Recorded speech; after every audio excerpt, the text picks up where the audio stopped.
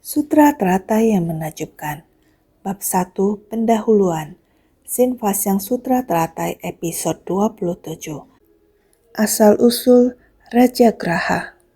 Berdiam tanpa tempat untuk berdiam dan berdiam di mana-mana. Tempat Buddha membabarkan Dharma adalah ladang pelatihan yang agung. Tubuh dharmanya adalah langgeng dan jiwa kebijaksanaannya berdiam selalu. Buddha berada pada puncak burung nasar di dalam batin dari setiap orang. Kita dapat memahami dalam kondisi Buddha, beliau adalah berdiam tanpa tempat untuk berdiam dan berdiam di mana-mana. Sering kita bahas tentang hati Buddha, hati makhluk tiada beda. Sifat hakiki demikian adanya Buddha adalah berdiam di mana-mana. Tempat Buddha membabarkan Dharma adalah ladang pelatihan yang sangat agung. Tidak peduli sutra mana yang kita baca, awal sutra memberitahu kita Buddha membabarkan Dharma. Ladang pelatihan yang agung terutama pada ladang pelatihan persamuhan puncak burung nasar ini. Tempat membabarkan Dharma itulah tempat untuk menumbuhkan jiwa kebijaksanaan. Jadi, tubuh dharmanya adalah langgeng dan jiwa kebijaksanaannya berdiam selalu. Tubuh dharma Buddha adalah langgeng, tidak muncul dan tidak lenyap, maka jiwa kebijaksanaan Buddha adalah berdiam selalu. Master juga sering mengatakan kepada kita semua, jiwa kebijaksanaan setiap orang harus selalu berkembang, karena setiap orang memiliki jiwa kebijaksanaan yang semula ada. Hanya saja tertutupi oleh kegelapan batin, jadi mempelajari ajaran Buddha adalah untuk bagaimana melenyapkan kegelapan batin. Mengurangi sedikit kegelapan batin, maka akan menumbuhkan sedikit jiwa kebijaksanaan. Tidak perlu mencari Buddha jauh-jauh ke puncak burung nasar, sebab puncak burung nasar berada di dalam batin kita. Bukankah sebaris kata ini sering kita dengar? Benar, di mana puncak burung nasar itu? Apakah di India? Secara peristiwa sejarah, benar terletak di India. Namun, Buddha membabarkan sutra teratai yang menakjubkan selama kita mendengarkan dengan sepenuh hati. Menyadari sifat hakiki yang demikian adanya, maka puncak burung nasar pada masa itu sama dengan keadaan batin kita saat ini. Bila hati kita tenang dan terbuka, maka batin dan lingkungan akan menyatu. Karena itu, di dalam diri setiap orang ada sifat hakiki yang demikian adanya. Sifat hakiki yang demikian adanya ini senantiasa membabarkan Dharma kepada kita. Maka, jangan mencari ke tempat yang jauh, karena puncak burung nasar berada di dalam batin kita. Tempat sebagai faktor penyempurna. Berada di puncak burung nasar dekat Rajagraha, artinya orang yang dapat berdiam itu, dia berdiam pada tempat berdiam.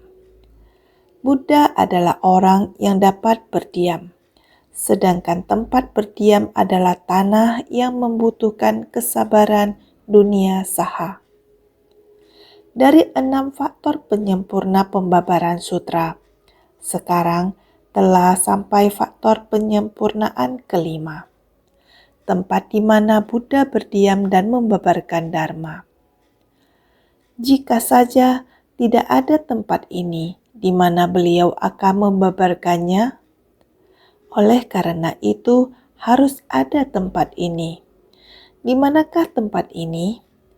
Berada di puncak burung nasar dekat Rajagraha. Inilah tempat pembabaran sutra teratai. Buddha saat itu, yakni berada di tempat ini membabarkan sutra teratai. sekarang ingin menjelaskan kepada kita semua. Berada di puncak Burung Nasar dekat Raja Graha. Nama tempat ini berasal dari mana? Saat minum air, janganlah lupa pada sumber airnya. Kita juga harus tahu dari mana datangnya pembabaran sutra. Kenapa dinamakan demikian, lalu dikatakan berdiam? Kita jelaskan dulu tentang berdiam. Buddha demi ingin menyesuaikan dengan alam manusia karena ingin berbicara tentang hal duniawi. Hal duniawi yakni ada subjek dan objek. Oleh karena itu, semua yang dikatakan sekarang adalah berdiam. Dapat berdiam, berdiam pada tempat berdiam. Apa yang disebut dapat berdiam? Orang yang dapat berdiam, siapa yang dapat berdiam di tempat ini? Saya dapat berdiam.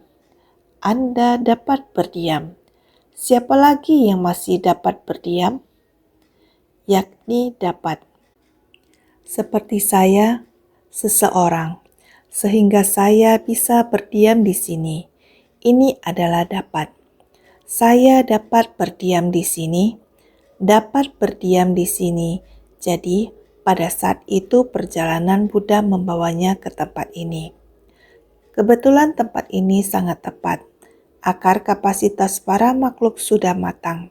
Buddha dapat berdiam di tempat ini, membabarkan dharma kepada semua makhluk. Ini disebut dapat. Dapat berdiam. Orang ini dapat berdiam di sini, berdiam pada tempat berdiam, yakni puncak Burung Nasar. Tempat di mana Buddha membabarkan dharma, ini disebut tempat. Dapat dan tempat. Saya dapat menggunakan objek ini. Objek ini digunakan oleh saya. Ini adalah dharma duniawi. Dapat dan tempat. Sehingga berdiam di kota Raja Graha. Yakni dapat berdiam, tempat dapat berdiam. Buddha menjadi tuan rumah bagi mereka yang dapat berdiam. Buddha adalah bagian dari sekelompok besar orang.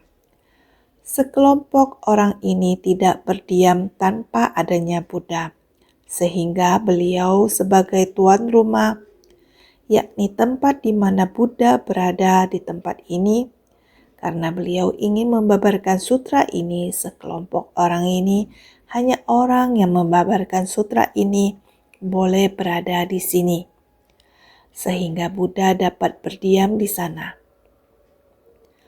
Tempat berdiam adalah tanah yang membutuhkan kesabaran. Tanah yang membutuhkan kesabaran adalah dunia saha. Dunia saha adalah dunia kita sekarang. Dunia yang membutuhkan kesabaran.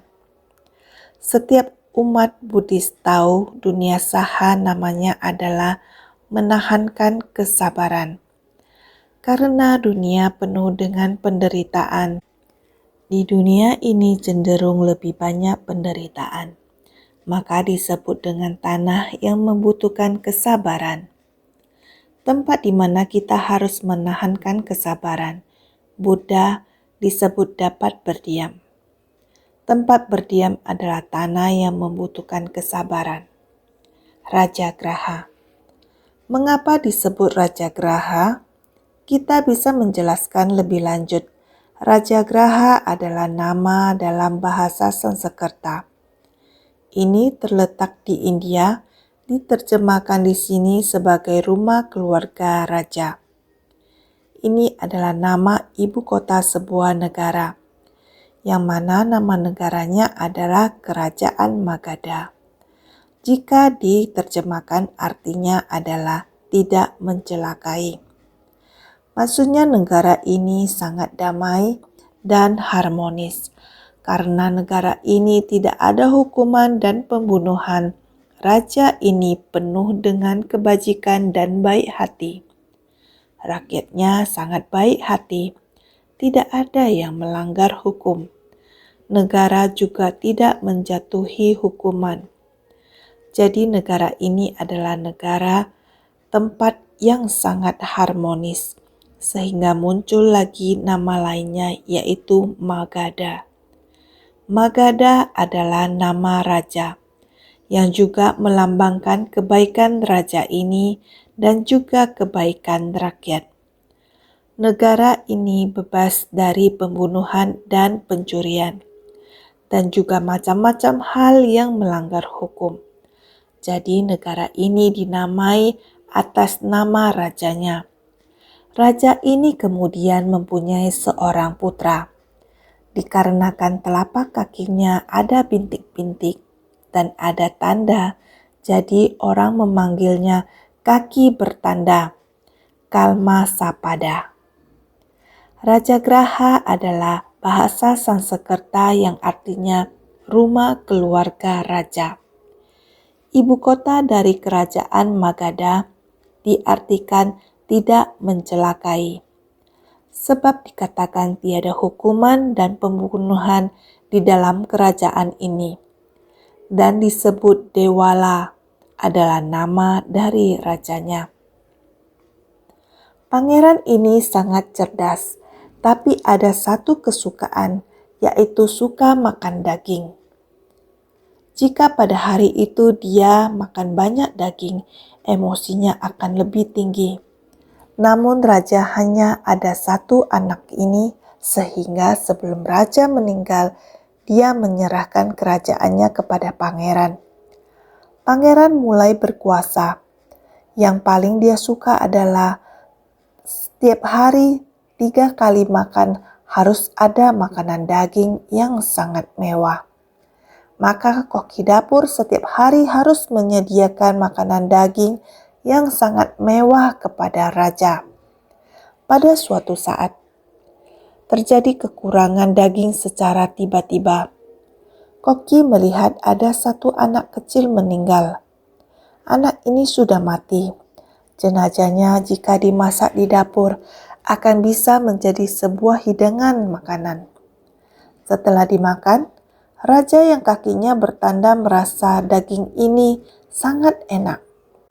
Sangat enak. Belum pernah makan daging seenak ini. Dia mulai memberi pesan kepada dapur bahwa setiap hari harus memberi persembahan daging ini kepada saya.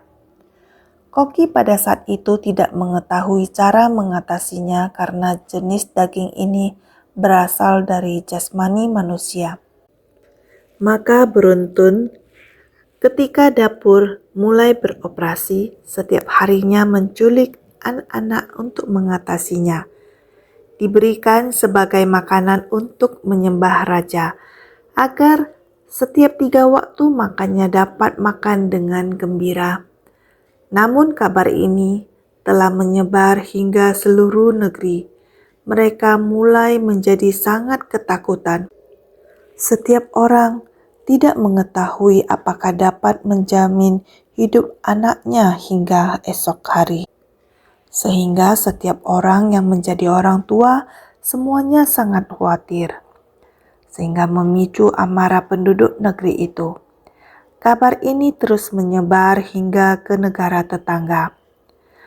Pada zaman dahulu di India terdapat sangat banyak negara bagian menjadikan kota sebagai negara.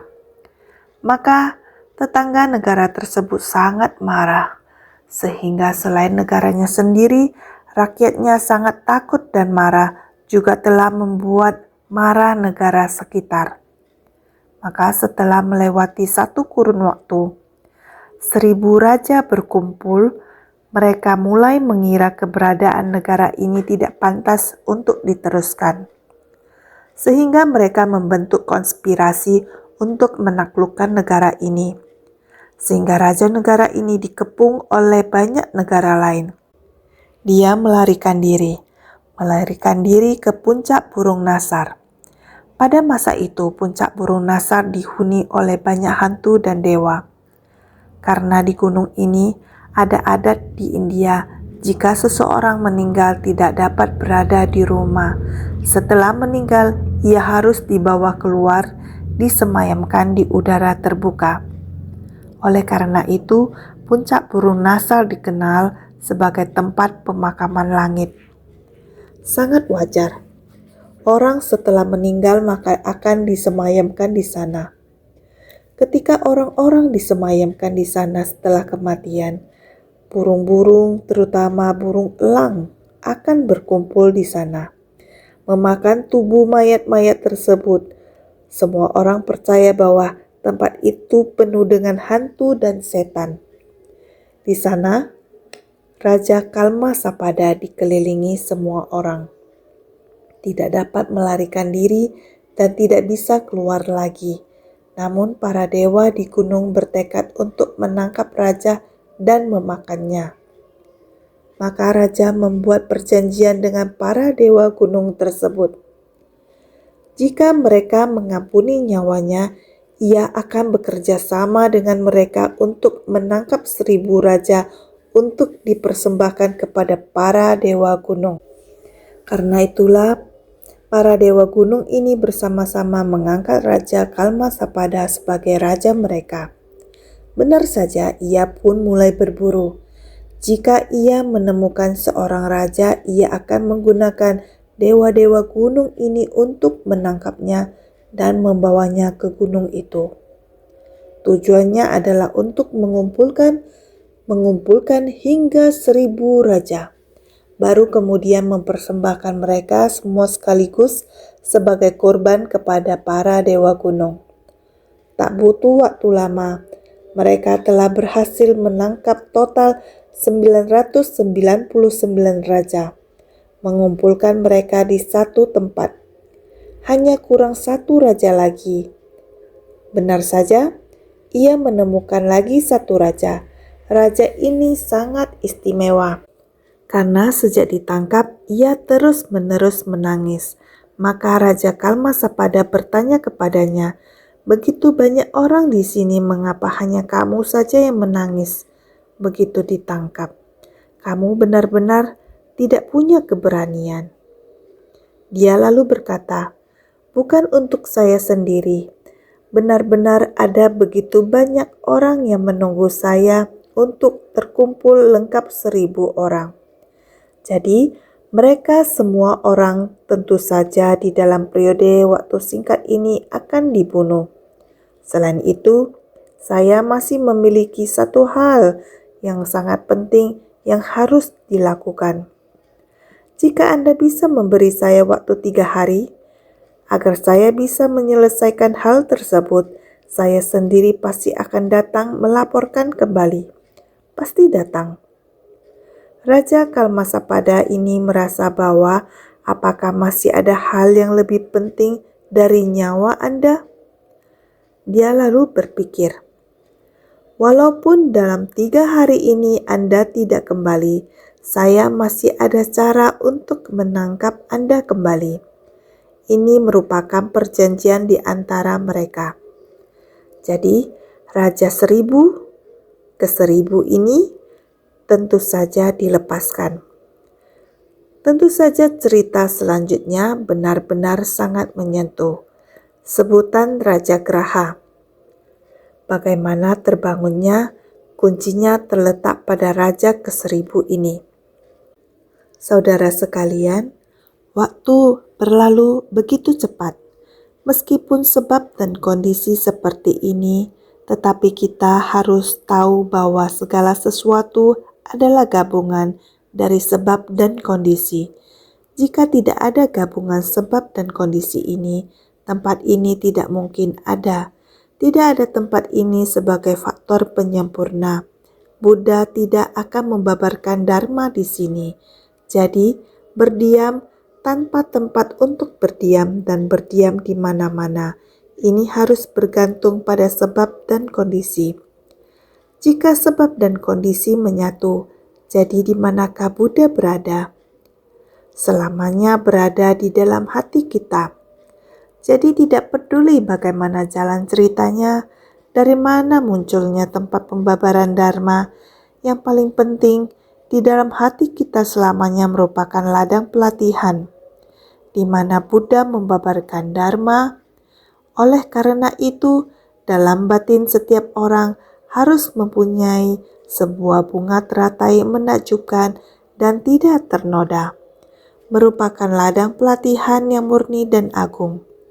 Mohon semua orang dapat mencari dharma di dalam lubuk hati kita. Jadi, kita harus senantiasa lebih bersungguh hati.